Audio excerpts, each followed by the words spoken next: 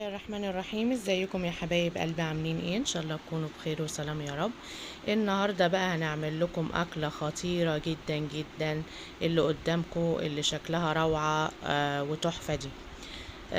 بسم الله، هنسمي بسم الله ونصلي على الرسول عليه الصلاه والسلام. هنا عندنا لحمه، اي مقدار لحمه انت تحبيه، وهي ملبسه وحمرة يعني مشكله علشان تدينا في الاخر طعم جميل. وده ملح وفلفل وزعتر وسن التوم، معلقة توم مفروم. وعندنا الخضار طماطم وبصل وفلفل، وعندنا بطاطس مكعبات.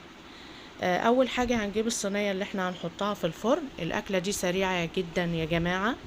هنحط فيها ورقة ألمونيوم ونفرشها في الصينية، وبعد كده هنحط فيها كل الخضار. طبعا الخضار ده اللي انت تحبيه، اللي ولادك بيحبوه حطيه، بس انا حطيت استكفيت بالخضار ده. لو انت عايزة تشكلي اي خضار تاني حطيه. وحطيت عليه البهارات وسنة التوم وقلبته كده علشان ياخد من التطعيمة ويبقى مطعم لما اجي ناكله. وطبعا يا جماعة بالنسبة للخضار لازم نقطعه تقطيعة كبيرة علشان يستحمل السوى في الفرن اللي هو سوى اللحمة.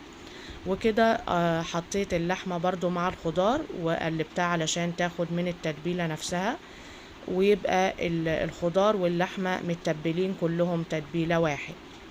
هنقلبكم كلهم كده يا جماعة ونوزعهم في الصينية زي ما انتوا شايفين كده بالطريقة الحلوة دي. شايفين يا جماعة شكلها تحفة، تتاكل نية اهي. اهو يا جماعة زي ما انتوا شايفين كده، بسم الله ما شاء الله، تشرفك قدام ضيوفك لو عندك اي عزومة. وبعد كده هنجيب شوية مية، شوية قليلين وربع كوباية كده، او لو مش حابة مية لو عندك شوربة لحمة اي شوربة عندك مثلا، بس انا ما كانش موجود عندي حطيت مية. فانت لو عايزة تحطي برضو شوربة حطي ربع كوباية، علشان يا جماعة نعمل حسابنا ان الخضار بينزل ميته. وبعد كده بنقفل الورقة كده على بعضيها، ما بنخليش اي حاجة تطلع منها البخار، علشان يا جماعة البخار ده هو اللي هيسوي لي اللحمة ويخليها جوسي ويخليها طرية وتاخد لون وتبقى طرية. حطيتها طبعا لمدة ساعة في الفرن، وبعد كده طلعتها. شايفين الجمال والحلاوة؟ شايفين يا جماعة بسم الله ما شاء الله؟ شايفين خدت لون ازاي من غير ما افتح عليها الشواية؟